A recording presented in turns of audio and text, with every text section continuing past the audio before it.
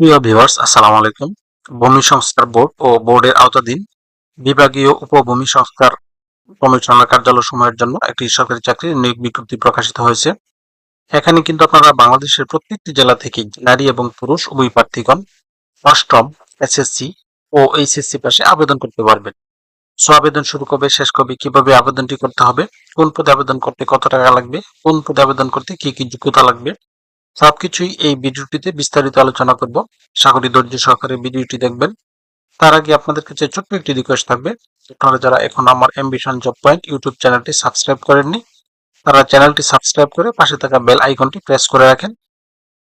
এতে পরবর্তীতে যে কোনো চাকরির আপডেট সার্কুলার প্রকাশিত হওয়ার সাথে সাথে নোটিফিকেশনের মাধ্যমে জানতে পারবেন। এই সার্কুলারটিতে এরকম আরও চাকরির সার্কুলার সম্পর্কিত নতুন নতুন ভিডিওগুলো সবার আগে আপনার মোবাইলে পেতে আমাদের চ্যানেলটি সাবস্ক্রাইব করুন এবং পাশে থাকা বেল আইকনটি প্রেস করে রাখুন।